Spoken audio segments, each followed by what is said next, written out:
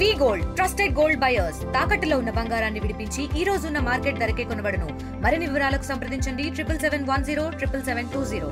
Maoist కేంద్ర committee సభ్యుడైన Hidma ఇటీవల ఎన్కౌంటర్లో మృతి చెందడం జరిగింది. అయితే అతను 2008లో ఒక ఆపరేషన్లో సుమారు 32 మంది జవాన్లు ప్రాణాలు కోల్పోవడం జరిగింది. అందులోగానే నెల్లూరు జిల్లా కలవైకి చెందిన కేశవులు కూడా ఆ ఘటనలోనే మృతి చెందడం జరిగింది. అయితే ఈరోజు హిడ్మా చనిపోయిన తర్వాత ఆ కుటుంబం వాళ్ళ బంధువులు మొత్తం ఆనందం వ్యక్తపరుస్తున్నారు. ఎందుకంటే గతంలో మేము నిరుపేదల కుటుంబం నుంచి అనవసరంగా మా తమ్ముడిని కూడా చంపేశారంటూ వాళ్ళు చాలా బాధ వ్యక్తపరుస్తున్నారు. ప్రస్తుతము కేశవులు వాళ్ళ సోదరి కేశమ్మ ప్రస్తుతం మనతో ఉన్నారు. ఆమెతో కూడా మాట్లాడు. చెప్పండి, హిడ్మా ఈరోజు చనిపోయాడు, అంటే ఎన్కౌంటర్లో చనిపోయాడు.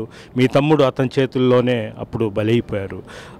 ఇప్పుడు ఎలా చూస్తుంది సార్? మేమైతే అదే నెల్లూరు జిల్లాకి మా తమ్ముడు ఒక్కడే, మా కుటుంబానికి మేమిద్దరం ఆడపిల్లలము, వాడొక్కడే మాకు మగపిల్లడు.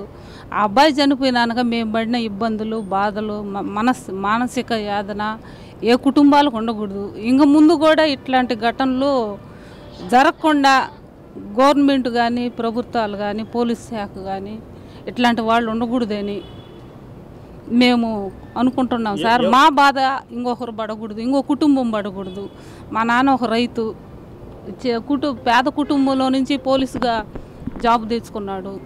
ఇట్లా చిన్న వయసులోనే ఇట్లా జరగటం, మా కుటుంబానికి ఆసరాగా ఉన్న ఒక మగ పిల్లోడికి ఇట్లా జరగటం మాకు బాధాకరం. ఈరోజు అతన్ని చంపేశారు అన్నది మాకు కొంచెం హిడ్మాని చంపేశారు అనేది మాకు మనసుకు తృప్తిగా ఉన్నా, మాలాంటి వాళ్ళని ఇబ్బంది పడకుండా, మాలాంటి కుటుంబాలు బాధపడకుండా చేసినందుకు సంతోషంగా ఉంది. తమ్ముడు ఎప్పుడు జాబ్లో చేరాడు, అదేవిధంగా ఎక్కడ జరిగింది, ఎలా జరిగింది సార్? అబ్బాయి బెటాన్లో వచ్చింది సార్, వెంకటగిరి బెటాన్లో వస్తే ట్రైనింగ్కి వచ్చేసి కర్నూలు పోయారు సార్.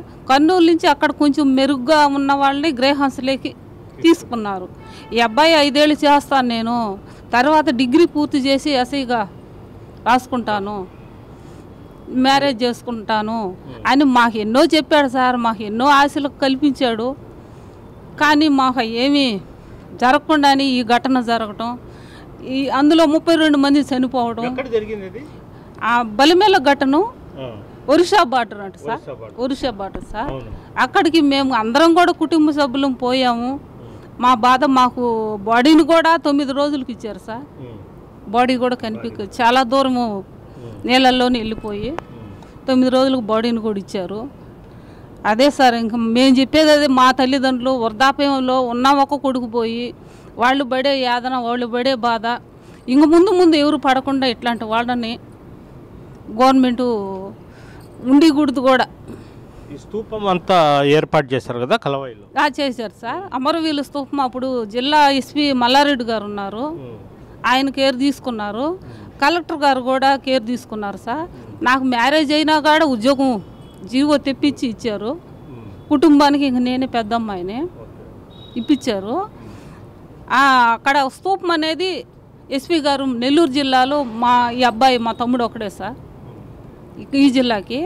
ఆ సారు కృషి చేసి ఆయన నిర్మించాడు సార్. మీకు ప్రభుత్వం నుంచి రావాల్సిన అన్నీ వచ్చాయి సార్. ప్రకటించిన వరకు ఇచ్చారు, కానీ కొన్ని చిన్నవి ఈ బస్సు పాసు, రైలు పాసు అట్లాంటివి ఇంకా ఇస్తాము. రేషన్ కార్డు, క్యాంటీన్ అవి కొన్ని ఇస్తానన్నారు, అవి ఆపేశారు సార్. మిగతా అనుకున్నట్టు జాబ్ కానీ, అమ్మకు పెన్షన్ కానీ, ప్లస్ వాళ్ళు ఇచ్చినప్పుడు రాజశేఖర్ రెడ్డి గారు ఉన్నారు, 9 లక్షలు డబ్బులు ఇచ్చారు. రావాల్సిన లాంటి మావోయిస్టులు ఈ ఎన్కౌంటర్ మృతి చెందడాన్ని మీరు ఎలా చూస్తారు? ఇదే సార్, మాలాంటి కుటుంబాలు, మాలాంటి బాధలు. ఒక పేద కుటుంబంలో నుంచి ఒక కానిస్టేబుల్గా వెళ్ళారు. ఆ తల్లిదండ్రుల్ని, ఆ కుటుంబాన్ని చూసుకోవాలని, ఏదో వాళ్ళ బాధ్యత చూడాలని కూడా వెళ్ళారు సార్. మాలాంటి బాధలు ఇంకొకరు పడకుండా ఇలాంటి వాళ్ళు ఉండకూడదు. దానికి నేను పోలీస్ శాఖను కానీ, గవర్నమెంట్ను కానీ అభినందిస్తున్నాం సార్. థ్యాంక్ యూ అమ్మ.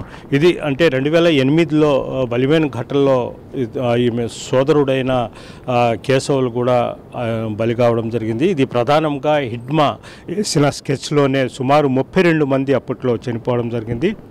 అయితే ప్రభుత్వం అన్ని విధాలుగా తమ కుటుంబాన్ని ఆదుకొనింది. అయితే మాలాంటి వాళ్ళు ఎంతోమంది వాళ్ళ చేతుల్లో బలయ్యారు. కుటుంబాలు మొత్తం వీధి పాలై ఈరోజు దీనస్థితిలో ఉండాల్సిన పరిస్థితి ఏర్పడింది. అంటే మేము పడుతున్నాము, ఎందుకంటే మా సోదరుడు ఒకే ఒక్క సోదరుడు చనిపోవడం, మా కుటుంబాన్ని ఇప్పుడు కూడా కోలుకోలేని పరిస్థితిలో ఉన్నాము అని కూడా కేశవం అయితే చెప్తుంది. వీడియో ప్రదీప్తో గయాజ్ RTV నెల్లూరు నుంచి. చరిత్ర సృష్టించినోడు ఇప్పుడు ఆ చరిత్రని తిరగరాయబోతున్నాడు.